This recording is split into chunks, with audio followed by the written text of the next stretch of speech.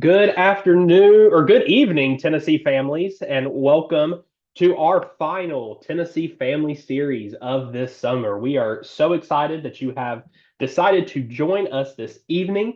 We are going to give everybody a few minutes to settle in, go get your favorite snack, your favorite drink, get comfortable, and we're going to get rolling here in just a couple of minutes once everybody gets logged in.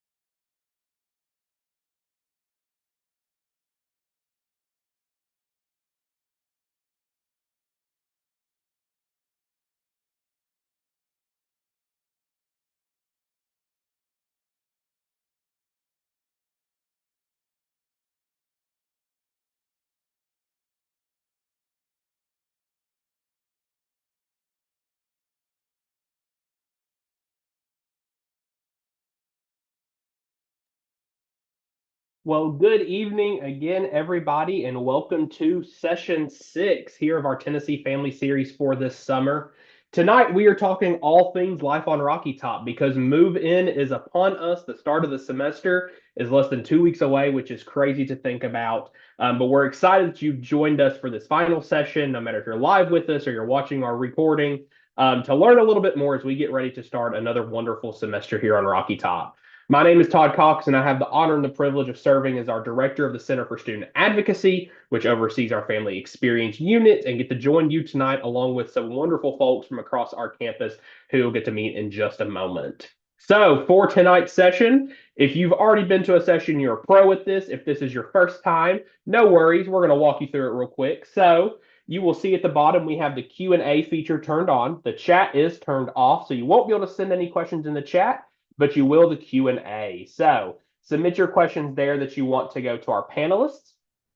As the questions are answered, they will appear in the all questions, so that way you can see those as well if it's information that's relevant to you, or it'll show that we answered that question live. So we'll do some questions live. We'll also respond to some in that Q&A function so we can get to as many questions as possible. We do ask that all the questions that you submit are on our topic for tonight, which is life on Rocky Top, and are for the folks who are on this call that you'll meet in just a moment.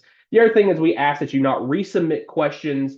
We assure you if you hit submit on it, we'll see it. We're going to do our best to get to it. We're going to send all the questions you asked to the folks on this call afterwards as well. But just in order so we can get to as many questions as possible, please refrain from resubmitting any questions you have already sent.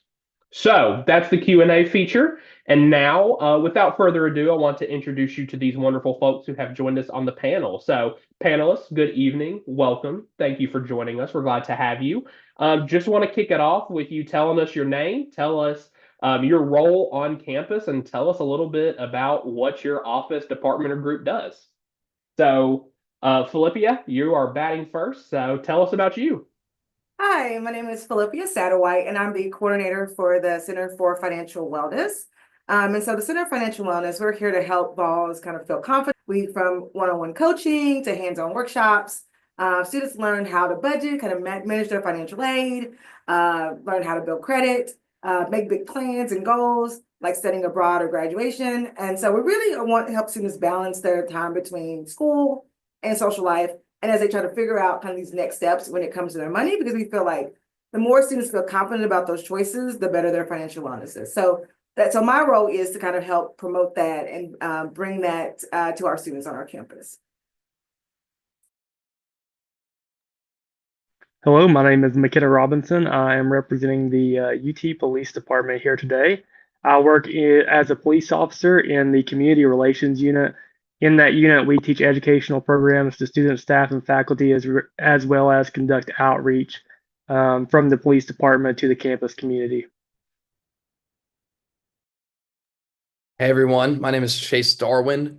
I'm a student here. I'm a senior. I'm from Atlanta, and I am our student body president. So I serve as the Student Government Association president.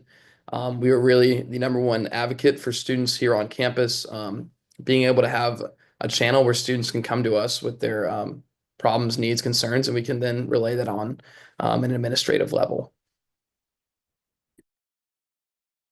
Hey, good evening, families. Welcome to Rocky Top. If this is your first student, and glad to be here with these friends to talk with you this evening. My name is Byron Hughes. I serve as Assistant Vice Chancellor and Dean of Students. And in that role, I get a chance to work with our Office of the Dean of Students, which is a broad area of different offices and units that are here to be able to support your students and make sure they thrive and flourish personally, socially, and academically. So that's a grouping of people within the Division of Student Life. And typically we would say that if you don't know where to go or where to start, you can start with us here in the Office of the Dean of Students. We'll work alongside our colleague here, Todd, in the office, or the Center for Student Advocacy and the Family Programs, to make sure that our students get what they need or at least get as much support as they possibly can. So again, thanks for allowing us to be with you this evening and looking forward to our conversation. Awesome. Well, thank you, panelists, for joining us. We're excited to hear from you just about all things life on Rocky Top tonight. So, Dean Hughes, I'm going to kick it back to you to kind of start off our questions. So, you talked about the Office of the Dean of Students has a lot of different support services, offers a lot of different things to students. Kind of break that down for us a little bit. What are some of those support services through the Office of the Dean of Students in ways that the Dean of Students can support students, especially during their transition in these next few weeks? As they acclimate to life on Rocky Top. Definitely. So, Todd, one of the things that's important to me is that our team in the Office of the Dean of Students is walking alongside and journeying with a student and even their family or supporters when it comes to being able to navigate such a big place. And so the University of Tennessee, well over 35,000 students. It's a big place. It's a wonderful place. But many times it can be hard to be able to figure out with so many different opportunities or resources, where exactly should I go? And so we do our very best to be able to advocate for students when there is a need, or to engage them and help them through the experiences that they want to have and to experience this place in the best way possible. There are several specific units, though, within the Office of the Dean of Students. And so we have our Center for Basic Needs.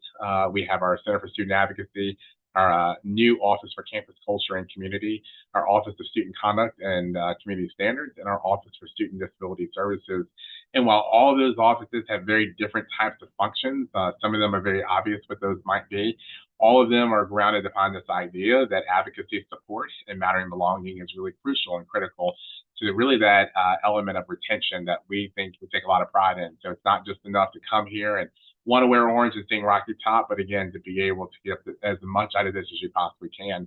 And so we will counsel students, we will advise students, we will help them in times of distress, we will help them even in good times, right? I don't think that our offices are just here to help a student when they are at the bottom or of the experience that they're trying to have, but sometimes they want to be able to celebrate with someone an achievement that they've had, or they just simply want some advice. Again, not because they're in a bad place, because they just want to be able to get as much as they possibly can. So we are typically, as I said, going to be a good place for people to be able to start, and they will navigate people where they need to be, whether it be within the student life experience here at the University of Tennessee or in the academic experience. And a lot of times we're working also alongside with families and parents and supporters and those folks that are championing them from away from campus to be able to make sure that the student is getting exactly what they need and getting connected to their people and to the programs and places, again, that will allow them to be successful. Awesome. Thanks, Dean Hughes. I appreciate you sharing just about all that work that happens. Chase, I want to turn over to you. So, about the Student Government Association, one thing I know about student government is you all talk about how everybody's a member. This is everybody's student government. So, for students who hear that and say, hey, that's awesome, I want to get involved, how can they get involved? And what are the different things that student government does that students can get involved in? Yeah, thanks, Todd. Great question. One thing that first thing I'll touch on, which is a branch of group that we're really proud of, is our first year council. So through that, it's a leadership cohort where we'll take about 40 to 60 students. That application is closing August 27th. And through that, you'll spend your first semester really learning how to lead here on campus and really just how to lead in general. You'll get great knowledge about the University of Tennessee as a whole, but also SGA. And then that second semester, you will really take a deeper dive into leadership and what that looks like within the organization itself. I'm kind of trying to see what kind of branch you could see yourself going into and the best ways you could develop as a leader. Now that is and thank you, Amber, for sharing that link to the application. Love that. That is a group that meets about once a week. I'd say one of my favorite parts about it is everyone that gets involved in FYC really seems to get really close with their cohort. It's a great time to meet similarly like-minded people, but a little bit of a lower commitment for some students. We have our general body branch that really hones in on the phrase Todd just touched in on, which is everyone's a member. So through this, everyone is invited. You'll be able to hear from myself as well as our general body chair, general updates on what's happening on campus. There's a lot that happens here. And not everyone has the pleasure of having one-on-one meetings with Dean Hughes almost every day. So they don't get to hear about all of the fun things that are going on here. This is our opportunity to connect students. And then most importantly, hear their feedback on it. How can we as SGA support and advocate for them, and they can share their concerns that they might have on those issues. We also have our Senate, as well as admin committees, programming committees, just a lot of great outlets that students can get involved in. But FYC for our incoming freshmen is one that I will continue to talk highly about as long as I'm here. So. Awesome. Thanks, Chase, and appreciate you plugging FYC because that's such a great leadership development group. Whether students are involved in SGA or they're just involved in jumpstarting their time here on Rocky Top, a great way for students to do that. So thanks for especially sharing about that. McKenna, I want to move it over to you. So, a lot of families are having a lot of conversations around safety right now, especially because, this Knoxville might be the biggest city their student has gone to. Knoxville might be across the country for their students. And you all offer a lot of great resources when it comes to safety. So can you just share about some of these resources that students have available, but also ones that families have available to know what's going on campus and around ensuring their student remains safe? Absolutely. So our police department is a police department of approximately 73 police officers. That's sworn, fully staffed police officers that are able to respond to calls. Give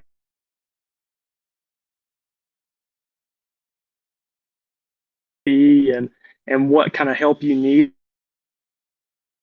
The safety app is in conjunction with emergency management and a couple of other resources on campus. The cool thing about it is that you're a touch away from calling 911, texting 911, calling our dispatch, texting our dispatch. You even have your own personal panic button on there. It's called the mobile blue light feature. You have those around campus. They're called mobile blue lights. If you press the red button, it automatically connects you with a 911 operator that can get you emergency services as quickly as possible. But you also have that through the app, the Safe at UT app. If you press that mobile blue light on that app, it'll connect you with our dispatch. You allow us to see your location, and then we can send you emergency help wherever you're at on campus. You might be new on campus and might know where we need to meet you at to get you that help. If you press that panic button on your phone, we'll be able to dispatch officers immediately to wherever you're at. You don't have to let us know what you need or where you need it at. Thanks, McKay. Can you share, you cut out a little bit there at the beginning. Can you share just the name of that app again real quick? You cut out a little bit there on that part. Yeah, I'll put the link in the chat as well once I get it. It's the Safe at UT app. Awesome. Thanks, McKenna. I appreciate it. And you shared about that. A great app, a great resource, one that we as staff also use. And so just a really great resource for everyone in our community. So thanks for sharing about that.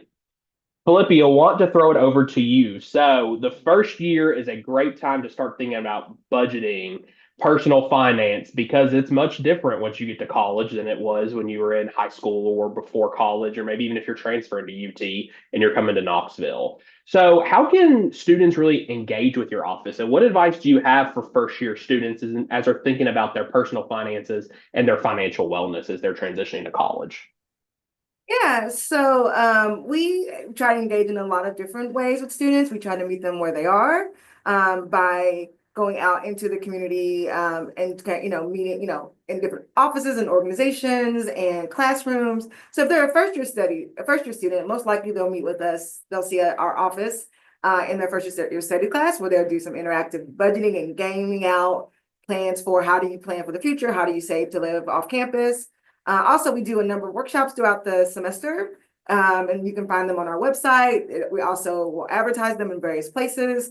And so students can, like, hey, we had one, last year about, hey, I'm thinking about having a pet on campus. How do I budget with a pet? So we do a lot of topics that we think are relevant to students. So I think things we think they will find engaging. And so thinking about a first year student and kind of the things they need to be thinking about, I always think, don't wait, right? Don't wait for something to feel overwhelming. Because if you reach out early and often, we can come up with a lot more solutions earlier on in the process than we can later in the process. And so whether it's questions about budgeting or scholarships or like how to make sure they're using their dining dollars as much as they can. There's so many resources and help that we can help students with that. And so my piece of advice would be, don't wait. If you have a question, just ask it. We're all here. We're all here to help. And so if you have a question, ask that question, because financial wellness is about a progress. So you aren't like, the moment you come on campus, you're fully formed as a, fully formed, financial well person. Rather, we all are part on this journey. And so we find ourselves at different points. And so not to compare themselves to other students, but think about their own situations, and then reaching out for those resources. So I think I answered that question, but I think that's what I would offer up as first. Absolutely. That's great. Great advice, great things to be thinking about. So I appreciate you sharing that, Philippia. McKenna, want to throw it back to you. So we've had some questions come in about, safety programs or workshops or self-defense classes and whether you all offer those through UTPD. So can you tell us a little bit about what those offerings look like through you all? Absolutely. So we offer programming for educational programs to students, staff, and faculty on campus. Those programs include a self-defense class called Aware and Prepare, which is a 1 hour program. We offer alcohol awareness and other drugs programming. We also offer Stop the Bleed as well as active threat response class. We also offer a longer self-defense class, which is through the Rape Aggression Defense National System. We offer a men's and a women's class, which is both available as 12-hour, 3-day classes. Each day lasts around 4 hours. And it's a basic self-defense class that anybody can take. You don't have to be a student, staff, or faculty. We also have community members that join that as well. Awesome. Thanks, McKenna. I appreciate you sharing that. And we just put, a list of your educational programs in the chat, all great programs. I know you've done it with groups that I've advised before or worked with, and the students have really enjoyed that, and it's given them something to think about they may not have considered before. So appreciate you sharing those. We definitely encourage folks to participate in those. Dean Hughes, I want to throw it back to you. When we think about our families here on the call, this for a lot that maybe their first student and maybe their fifth student, but either way, I think it could be so different student to student, and that's the signs of struggle. And so, what advice do you have for families of what are some of those signs that their student might be struggling, whether that's academically, mentally, physically, socially, and how can family members really encourage their students to seek out help, whether that's through the Office of the Dean of Students and those departments or other resources they know about on campus? Thanks, Todd. I think one sign of struggling is not that they haven't called you back in 2 hours. So I think that is one thing that we will always advise a family or support group that to give them time, right? Your students are very busy, and Chase is an example of busy, right? In terms of there's a lot often that's going on, and they may text you and say something, and then you don't hear back from them and assume that the worst is the case or situation. I always say that it's important when you're working with the students and they are letting you know that something is not going well, that there's a couple of questions you need to ask first. And one of those is, are you venting? Or is there something that you want me to do? Because a lot of times, and your student better than we do, your student may just simply be venting about, an assignment that didn't go well, or a faculty member who didn't speak to them in the most appropriate way, or maybe the roommate that they're not getting along with, or perhaps they went to the student organization fair and they just didn't see anybody that they knew or anything that they were interested in. And, they just simply sent a text that said, this place is awful. So ask, are you venting? And then if they indicate, no, I'm not venting, and there is something that's going on, then asking them additional questions. Tell me a little bit more about what's happening here. And then really kind of leading them to kind of start seeking out some of those opportunities for themselves. And so we know that it can be very difficult, as Todd describes, whether it's the first student or it's the fifth student, or you are here in Knoxville, or you are someplace on the other side of the country or the world, that it can be very difficult to believe, to let your student just kind of flounder a little bit and be kind of on their own to figure something out. But there are so many different people certainly that are here to be able to help. And so asking them questions along the way, what would you like to do? And have you, again, if it's about the roommate issue, have you talked with the RA? More often than not, the RA has not been involved, or even asking, have you talked to your roommate? Similar to the way that you might advise your student if they were back home with you and they were having a difficult issue with a friend. If it's a faculty member, when it comes to something that's happening in the class, to ask them, have you spoken to the faculty member? Many times they have not spoken to the faculty member because that can feel a little bit overwhelming. If they say no, they haven't, that feels overwhelming, then ask them what feels overwhelming. Again, simple, the types of questions that you would ask them, even if they were sitting in your own home and close in proximity. Of course, if you're getting the sense that they may not have the agency, right, to be able to ask those questions or to engage in that conversation, then it's completely okay to say, hey, how about you go over to the office of the dean of students and talk with their team? And any one of us, myself, Todd here, and a few other of his team members would sit down and speak with your students and kind of walk them through. Similarly, though, we're going to ask some of the same questions, and we're going to kind of gauge when we need to jump in and actually be the one that gets in front and reaches out to the faculty member or to the dining hall if something's not working there, or the ways in which they might want to do it. So in all ways, what we are trying to do and what we hope that you will do is build up agency within our students here, within your students, to be able to navigate the pathways towards the goals, certainly, right, that they have here to be able to do as best as they can. But again, we assume that they have the capacity to be able to do it. We assume that they have the strengths and the talents. It's one of the reasons why we are a strengths-based campus, and we engage our students in taking that assessment, is because we want to know how they're put together so that we can then help them navigate the things that might come along. But again, I think asking questions and engaging, I've seen scenarios. I've been working in higher education now for over 20 years, and I've seen situations where the student vents about something, over the phone, via text, or maybe via email, and 2 hours later, a parent is actually at their door in the residence hall, ready to take on the issue. And again, I understand that could certainly be what's necessary depending upon the situation, but in all likelihood, it probably doesn't necessarily require that. And of course, as a family member, if you're getting all of this, and maybe you're getting it all the time, and you try to give them the room to have the agency, there's nothing wrong with you picking up the phone and giving our team a call in the office of the dean of students. Again, it could be me, it could be Todd, it could be one of his team members, of course, that are working most directly with families, and we will walk you through and equip you for how you can actually engage that situation in the type of way that makes you feel comfortable and good about you're doing what you can to get them support, and also that you feel like they are being equipped in the right type of way. So, always make an assumption, certainly, that there's always more to the story, no matter how close you are to your student and how transparent they are with communication. And the more to the story is just simply reaching out to ask, and where we can share, we are certainly going to share.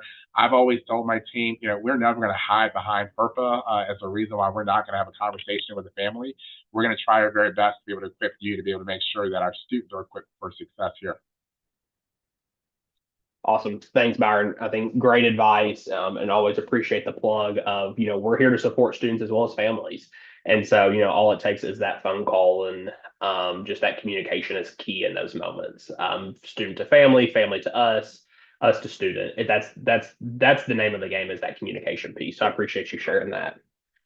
Chase, I want to throw the next question to you. A lot of research has shown that the first 6 weeks are pivotal for students, that students that plug in those first 6 weeks, they're more likely to stay in school, they're more likely to graduate, and they're more likely to find community and really feel like they belong.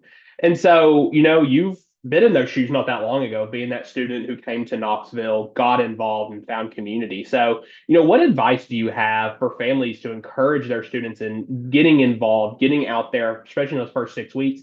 And any events that you would recommend that they go to help find that community as they acclimate to Rocky Top? Yeah, great question, Todd. I get really excited about this because I really think the first 6 weeks, 2 months of college are some of the most special and just crazy time of your life, because this is the first time in your life where every single person is on a level playing field. Every single person is going into college most of the time not knowing a soul. Myself, I knew one person from my county. We weren't that great friends, but it's just such a special time, such a special feeling, and it's one of the few times where you legitimately go up in the dining hall to someone who you have never met, and you sit next to them, you make a new friend, and I think that's so exciting. And um, but yeah, I love this. I would say number one thing, yes, involvement. Get involved. Go try things out. Because the best part of it is you're not making a huge commitment. There are so many organizations here on campus, just under or around 600. So more than likely, there is an organization that is perfectly fit for you. And if you do join an organization that you don't love, well, the great part is it's not a binding contract. Go find another organization, go find your fit, find your place. I really think with a school like UT, what's so exciting about it is you can't make a small school feel big, but you can make a big school feel small. Um, Going into my senior year, UT truly does feel like a small school, and that's because of the outlets I've gotten myself involved in. That's because of the different organizations I've tried. Some of them I've absolutely loved. Met people who I plan on being in my wedding one day. Some of them they haven't been the best fit for me. But it's really just about taking yourself out of those shoes, meeting people, and just engaging on campus. I'll say just a few events to touch on that last part of the question, Todd.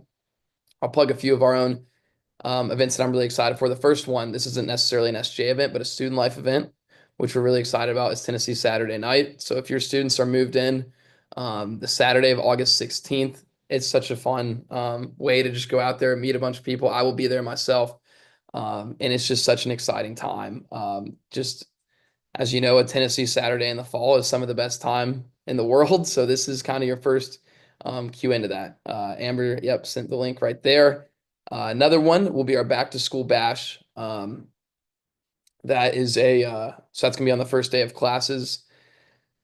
SGA will host this event, and we will have pretty much any resource you can think of on campus. It'll be a great time for your students. They can meet Dean Hughes, our vice provost will be there.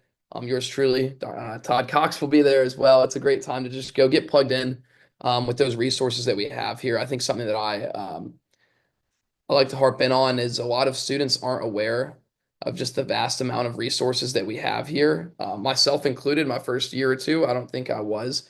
This is a great opportunity for your student to go and see all those opportunities, see all those resources. I will also say that SGA will be providing some free food. There'll be a free food truck, and all that your student will be needing to do is go talk to a table or two. They'll get a ticket and then they can get some free food. But the last thing I'll talk about with Back to School Bash is Todd and the student advocacy. They will be doing a photo booth for first day of classes. So tell your students to check that out.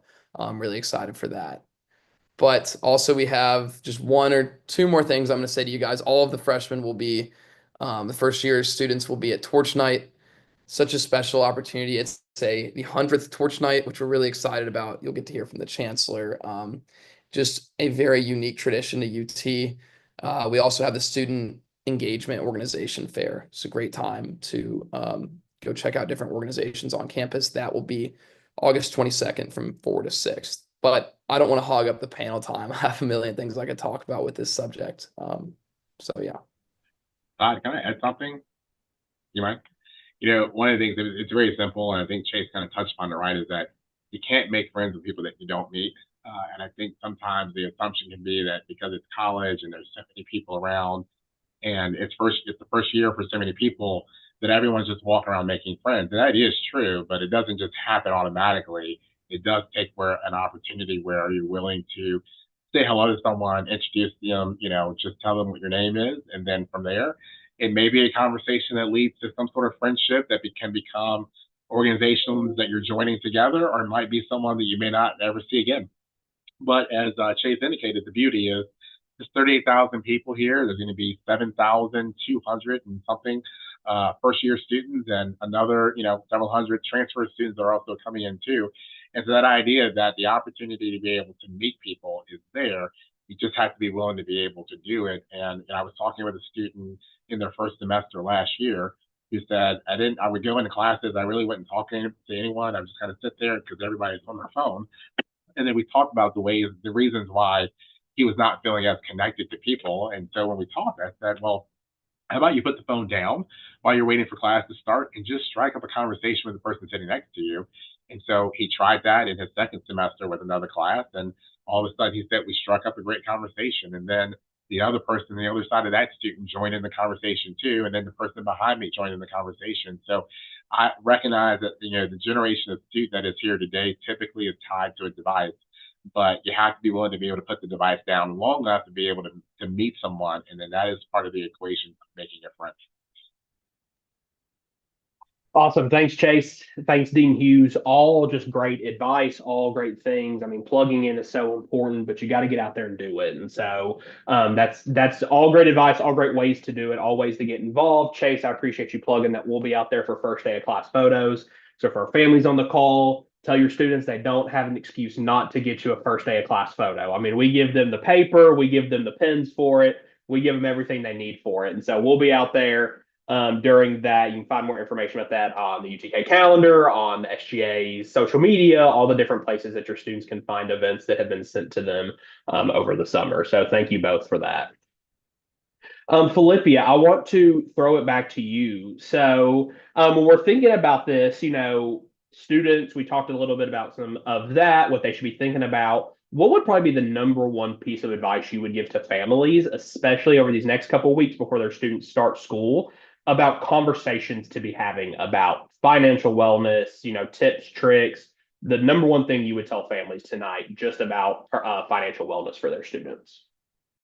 I think the number one thing I would say is just start having the conversation, right? So start talking to your student about what are their plans for managing their money this semester. So kind of leaning away from maybe lecturing them, like, hey, this is what I did when I was in school, or this is when I was your age, this is what I did. So maybe leaning away from that versus like having a conversation of like, hey, how do you plan on keeping gas in your car? Or if something were to happen, how can we make sure that you have what you need? So I think making sure that in these first couple of weeks that you're in communication and you're having open conversations where students can feel like if they were to, so say they're super excited and they go to the ball shop and maybe they overspend buying all this orange gear. And so instead of saying like, hey, let's talk about how that happened.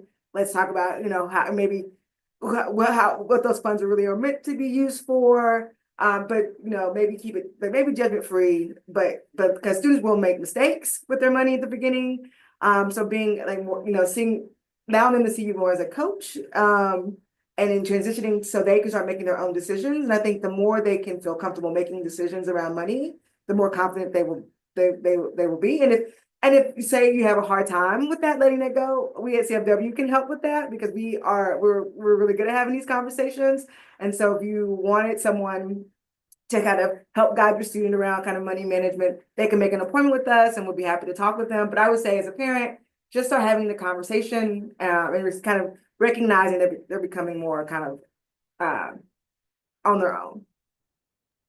Yeah, great advice. I think especially when family members, they can be the best coach and the best partner for their students. And so, and that's typically different than what the dynamic probably is right now with their students. So I appreciate you naming that, especially the example. I think we've all probably overspent at the ball shop a time or two. So always great to just go ahead and name and acknowledge that, but that it's okay. We've got your department here. We've got resources and families can still help their students with that.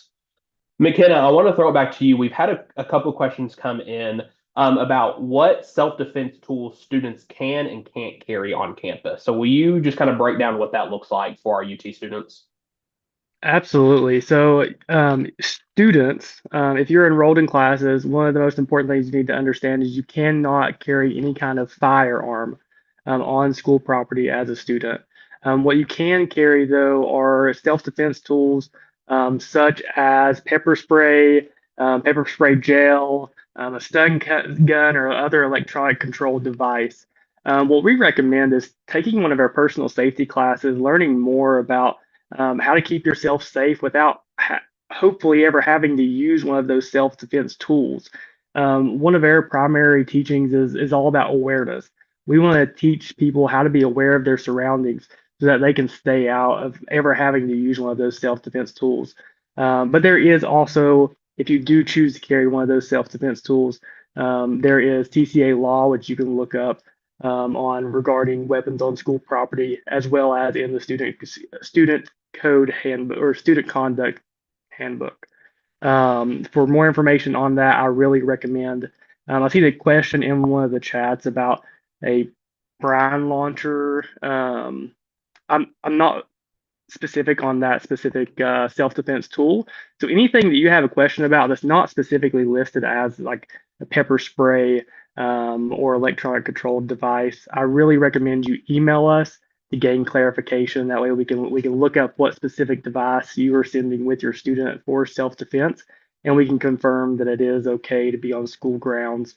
It's just as simple as sending us an email at any one of our emails, and we can get that question answered for you. Awesome. Thanks, McKenna. I appreciate you sharing that and just that important context, and that we've got those resources out there they can visit. But definitely ask you. Better to ask about it if you ever have any questions. Dean Hughes, I'm going to start this question with you, but then Chase, I want you to really kind of follow up and give some student perspective. But it's about Greek life, so want to lean in. Dean Hughes, as someone who has overseen Greek life, has been involved in that system, and then Chase, as someone who is the current member of one of our fraternities on campus. Kind of just talk about Greek life and the culture of Greek life. I think we can acknowledge that Greek life is in the news a lot of times for not so great reasons. But there are so many great things that Greek life does, but also we have a really unique culture of Greek life here at UT. So, Dean Hughes, I would love for you to share that kind of from the administrative side, just about the culture of Greek life, the opportunities it provides. And then, Chase, after that, would love to hear your student perspective and what your experience has been in your fraternity here on campus. Yeah, sure, Todd. And I'll start by plugging that Todd and his team had me set up to do a Dean's Dialogue, I think related to this topic here soon. So I'll be engaging with a national leader in this work, working alongside fraternities and sororities and thinking about hazing and hazing-free culture and that sort of thing. So stay tuned for more. But to kind of give a little glimpse of probably what you're going to hear there is that, for one, I would say, the University of Tennessee believes strongly in the sorority and fraternity experience. I was listening, I was talking with one of our director of fraternity and sorority life the other day, about almost 50% of our incoming students this year are going to be participating in the recruitment process for some of our fraternities and sororities. Not all of them are going to join, right? But again, that's a lot, that's a large number of people, and it kind of just reflects the emphasis that we place. Those are diverse of experiences in terms of what you're going to find in the fraternity and sorority program here. But again, we believe in it. We support it. Our sense here is that we are equipping students to be able to be leaders in that work and leaders for a lifetime. It's friendship for a lifetime. It's service for a lifetime. It's philanthropy for a lifetime. And, I'm a lifelong member of a fraternity, and, our vice chancellor is, and many of our senior leaders, members of our board of trustees. And I say that only to indicate that there are positive benefits to this. And are there negatives? Yeah, there certainly are some negatives. And what you see when you Google fraternity and sorority, it's happening everywhere. And, what I love, though, I've been here for 3 years, is that what I see here is not what I generally tend to see when I look at some of the worst stories in the media. And I've been engaging in the fraternity and sorority experience for over 2 decades, as long as I've been in the work of being a higher ed leader. And so my sense is that it is not going to be for everybody. And when I say it's not for everybody, meaning, a fraternity may not be for everybody, but, the chess club may also not be for everybody, right? The being on the polo club or being, part of the swim club, right, may not be for everybody. So I think you engage it to see if that is something that you're interested in doing. I think that there are many things that we do here at the University of Tennessee to lead the way in being transparent about what's happening in the experience. And so if it's a fraternity and sorority that you're looking at, if you visit the fraternity and sorority website, and Amber will drop that in the chat, you will be able to find the conduct status of our chapters that are here. And you can find everything that has been happening in terms of their history within the past 5 to 7 years. Or student organization conduct is not private by any means. And so we are more than willing to be able to share that information and talk about it. But I think part of being transparent is that it allows you to ask some questions. It allows your students to also ask some questions. And Sunday move-in is going to be a lot of people that are going to be participating in fraternity and sorority recruitment, and that can be a wild time for people. When I say wild, I don't mean wild, but it can be a time that is filled with a lot of things that are going on, and that's why a lot of people refer to it as rush. But even in the rush, right, there's opportunity to ask really good questions about who are you as an organization, what do you value, what is important, how do you start to see a representation of strong brotherhood and sisterhood, strong friendship, involvement, engagement, academics. What I will also say too is that it's not something that has to happen right away. And so while some students might believe if I don't do this in my first semester as a first year student, I'm never going to be able to do it. That is certainly not true. We have a number of students, including many that work in our office here, that engage that community in their second semester of their first year, or even in their sophomore year, and are having an incredible time in it. And the beauty of doing that also is that it gives you the time to be able to wait, to be able to see what the experience really is like. If that's something that is important to you, or again, you can jump right in. So while we call it rush, there is absolutely no rush to do it. And I think our community is in a better place than I think a lot of communities. And part of that is because we believe in partnering with them. We believe in listening and going alongside them. You know, we made some major policy changes when it comes to the social experiences for our fraternity and sorority about 4 or 5 years ago. And part of that was because our students said we are committed to having a healthier and safer experience at the University of Tennessee. And we're willing to, again, go alongside with you all. So it is not uncommon for our administrators to be highly engaged in chapter facilities. I stopped by a chapter house today just to check in to see how they were doing as they're getting ready for recruitment. And that's a welcome experience. You know, they don't run away and hide when the dean of students shows up on Fraternity Park or in Sorority Village. And so again, that is part of why we can certainly believe in that experience and try our best to be invested in it. But again, that doesn't mean that negative things will not happen. And when those negative things happen, we certainly want to be able to be supportive and to help you and your students through them. It's great. Thank you, Dean Hughes. And I can say from a student perspective, we're all glad to have a great relationship with our Office of Sorority and Fraternity Life and our Dean of Students office, really working together. What I will say from my experience, my story, I'm from a non-Greek family. None of my siblings or parents were Greek. I went in my freshman year debating if I wanted to go through fraternity recruitment. I ended up deciding to. I think that I was the 1050th PNM out of maybe 1100 or so. But I ended up going through with it. I'll give it a shot going into my freshman year. And it was a great decision. I'll say that through that process, as I said earlier, I didn't know many people. I met the Minimum chapter who represented at the time 27 states. Got really plugged in with a group of like-minded guys. But that's the fun part. But the best part is how I've developed since being in my chapter. I will say with Greek life, there's great leadership opportunities from the beginning. Whether that's for me, and my first leadership opportunity was being on our philanthropy committee, right? And then working my way up, learning from the older guys who really took it beyond themselves to be a mentor towards myself as my freshman and sophomore year. But Greek life led me to join other organizations that some of my fraternity brothers were involved in, such as the Ambassadors, SGA, and really get me excited about that. What I will say from a student perspective, I really do like to think of Greek life here at Tennessee as an accessory, not a necessity, if that makes sense. So we have just about 30% participation in Greek life. We are surely not a go Greek or go home school. 30% of 30,000 is a big Greek community for you. But if you're someone who doesn't want to, your kid doesn't want to be involved in Greek life, 70% of 30,000 is even more. It's just about finding your community on campus, whether that's Greek affiliated or not. What I will say, what I really do enjoy about the IFC recruitment process is that it's a fall and spring process. So as Dean Hughes touched on, if you're unsure if you want to join a fraternity going into your freshman year, you have the next semester to go through the recruitment, right? You have the next year to go through recruitment and get a good feel of which house you feel like would best suit you. But 4 different councils, a lot of cross-council exchange throughout our councils, a lot of fraternity and sorority exchange, working on philanthropies, mixers, and all of the great things. But did I miss anything you think I should add, Todd?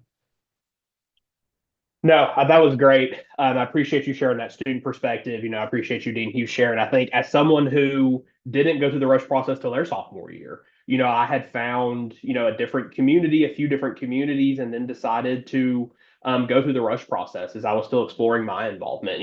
I really appreciate Chase talking about how it's an accessory, not a necessity, because it just got to kind of build into my college experience. And that's the same for a lot of students. So I appreciate both of you sharing about that.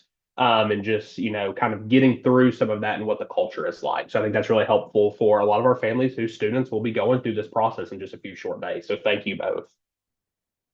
Philippia, we had another question come in that I wanted to throw to you about. Does the Center for Financial Wellness help students with applying for other scholarships or looking for grant funding?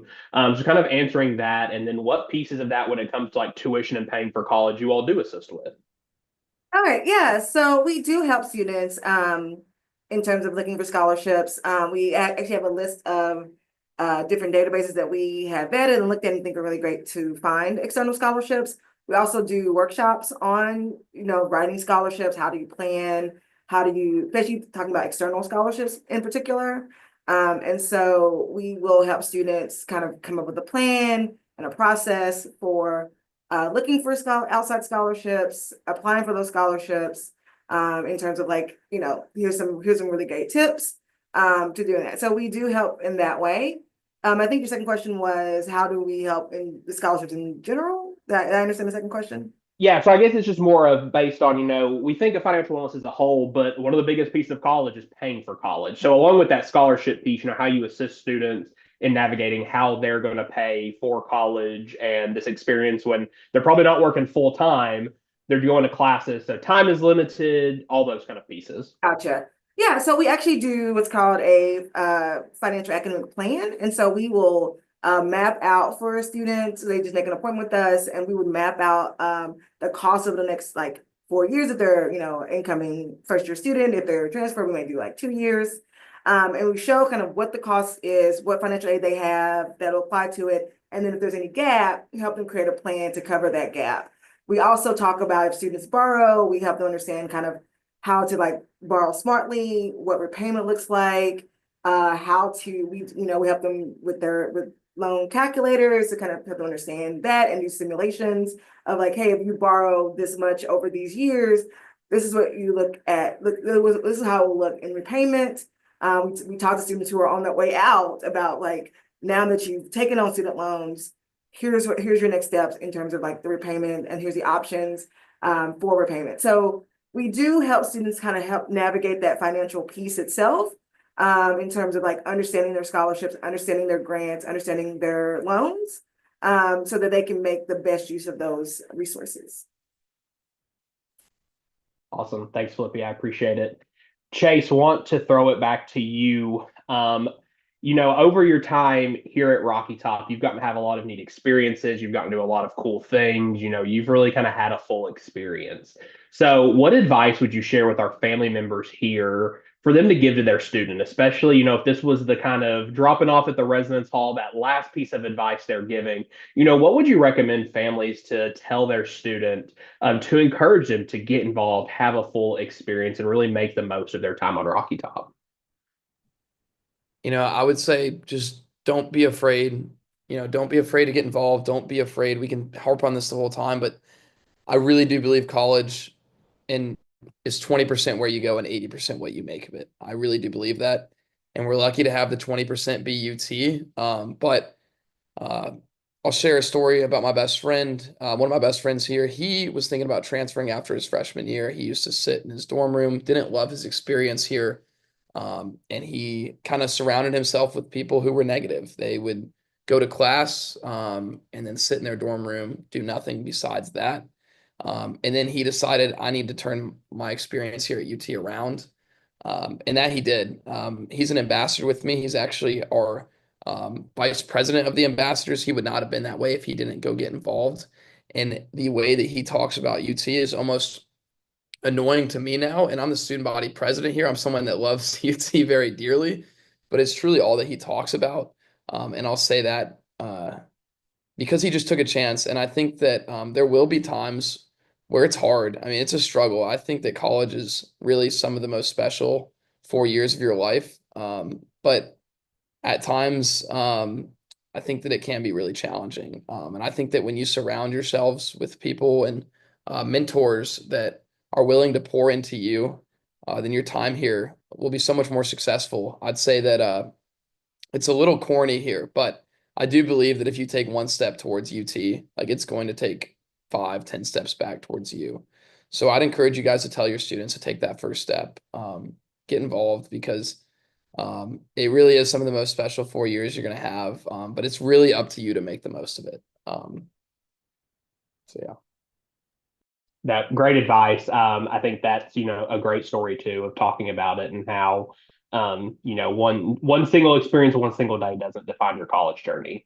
And especially letting you talk about, UT leading into students. I think that's what all of us here as leaders across campus, that's our goal too. And so I appreciate you sharing about that and just that authentic student experience. I think that's always helpful to hear in ways that families can be partners in their student doing that. So thanks for sharing that. Folks, we are coming to the end of our time together. So, want to give you all kind of one last opportunity to share anything you didn't get to share, anything you want families to know as we're getting ready to start the next semester. And then also, if you don't mind sharing, we'll have it on the slide, but want you to say it as well. What's the best way to get in touch with you or with the department you represent? So, Philippia, we'll start back off with you. I think the one thing I probably didn't say or emphasize enough is that we do take appointments. We do one-on-one and we do group appointments. So students, if there's things that around when it comes to financial management or money management, we can sit down and help students really understand what it's like to be not only a student, but a kind of a person who has to manage the money they get, right? So if they're getting scholarships, if they're getting grants, if they're working, or they just have money that you've, as a family, have pulled together. We really want to help students better make use of those funds and understand their role and their growth in becoming a kind of productive member of a university. So if they ever want to get in contact with us, if you want to know about the workshops we have, they're going to be on our website. So you just go to financialwellness.utk.edu. If you want to just ask questions or you want to make an appointment, also you find it on our website. There's just a link on our website to make an appointment with us. And then if you need to reach out to us, we have our email address is financialwellness@utk.edu, or you can call us at 865-974-0033. Some of the last things that I want to point out is that if you need something, call us. There is no question that shouldn't be asked if you have one. Please do not hesitate. Call us and we can have a conversation. You can email us if you don't want to call us, but please feel free to reach out. You're not a burden to us. We have 73 police officers on campus that are constantly ready to answer questions. We have supervisors that are on shift 24/7 if you need to speak with a supervisor. And if you need to speak with one of us in the community relations unit, our email's down there at utpdcrew@utk.edu. You can also just give us a phone call and we can have a conversation. But I hope you all enjoy campus. Campus is a wonderful thing. I have grown to love campus over the last 4 years that I've been here. It really is like a community. It is a big orange family, and I really do want to emphasize that from the police department. If you need us, call us. One last thing for me that I'll share to encourage your students that the door to SGA is always open to them, whether that be their first year, any other years. That email right there, sga1@utk.edu, that's my direct email. I spend a lot of time on there, but if your students have any questions about involvement in SGA or anything, please encourage them to reach out. I really do think I've kind of hit the realization. I look at Dean Hughes and Todd as two mentors to me, but I've had the realization of meeting with students, especially incoming students, that I am now a mentor of some sorts, and I love that. I think that it's time. Tennessee has poured so much into me, and I'm excited to pour into students as well. You're a good mentor, Chase. We're glad we get to do it with you. First of all, thanks for tuning in tonight. And the last couple of thoughts I would share. One, I think I did see a question in there about Tennessee Saturday night, and if your student is not a first-year student or a transfer student or a returning student. We filled the student union where I am tonight with about 6,000 people over the past 2 years when we've done this each year. And so it's been first year students and then returning students as well. So Tennessee Saturday Night is open for everybody. No one's going to know what status you are when you come in because everybody's having such a good time. So we certainly look forward to seeing your student there on Saturday of right before classes start. The other thing that I might share too is that again, I offer this idea that the dean of students is not meant to be this scary big position that, you should only talk to when you're in trouble, or if you are engaging with the dean of students or just my office, that it's because you're in trouble.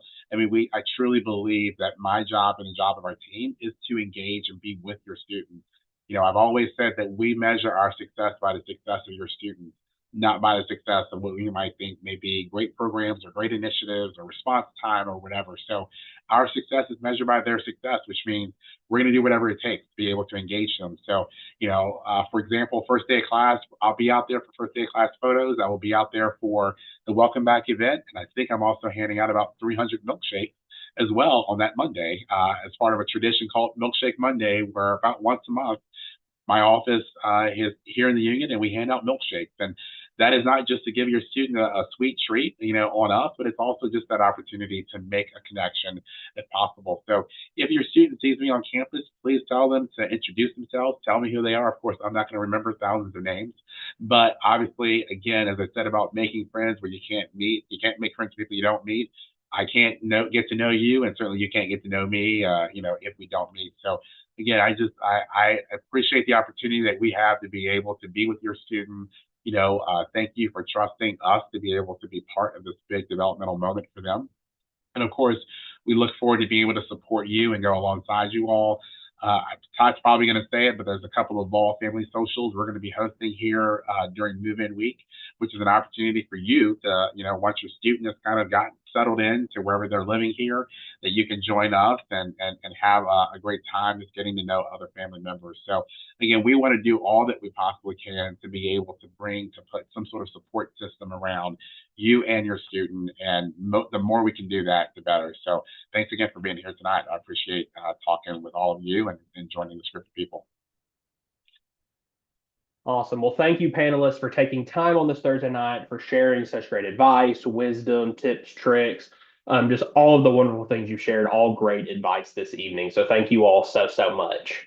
And for our families, Dean Hughes did kind of allude to it a little bit, but you'll see there on that third bullet, I'm going to jump down to, we want to meet you during move-in. So our teams will be all across campus doing all sorts of things. You may see, one of us on a golf cart going around campus as you're going through move-in, and we'll be offering rides. But we do have some events going on next week during move-in. So every day, Monday through Friday next week, we do our annual traditions of desserts with the dean. So you'll see Dean Hughes, you'll see our associate deans, as well as some other leaders from across campus. We'll be in the student union on the first floor right outside Big Orange Grill. Your student's going to want to know where Big Orange Grill is, so this is a perfect time to make sure they know where that is. Best burgers you'll get on campus. But we'll be there 1 to 2 with a sweet treat just to say hi, for you to connect with folks, and just kind of get to know our teams and for us to welcome you to Rocky Top. And as Dean Hughes mentioned, we do also have our Ball Family Socials. Those will happen on Monday and Friday night at a local location called Maple Hall. It's an underground bowling alley. It's a really cool kind of Knoxville staple. That actually the bowling alley floors are made of wood that used to be in a bowling alley that was under our old student center. And so just a really cool location, really cool space. We would love to see you there. Amber has dropped the link to register for that. You'll do that through the Tennessee Family Association. If you haven't joined that yet, please make sure you join that. Free to join, get you access to all sorts of events like these Vol Family Socials, some educational resources, recordings of these sessions, all sorts of great things. That's a community of over 80,000 folks. So we encourage you to make sure you're a part of that. The last two things is there's a survey. Your feedback's super important for us as we continue to improve these and look to make sure that these are effective ways and ways that we're helping impact you as you impact your students. So please complete that survey. And then make sure your students join us for the back to school bash in our first day of class photos. That will be Monday, the first day of class from 11 to 2. So when they say I can't take a first day of class photo, tell them they don't have an excuse. You know exactly where to send them. So those are all of our closing announcements. On behalf of our panelists, the Center for Student Advocacy and the Office of the Dean of Students, we appreciate you all joining us this summer for our sessions. We are so excited that we get to meet you here in just a few short days. we're super excited to welcome you to Rocky Top and that we get to experience this with you and with your student. So have a great night. Have safe travels to Knoxville here soon. We will see you on Rocky Top shortly.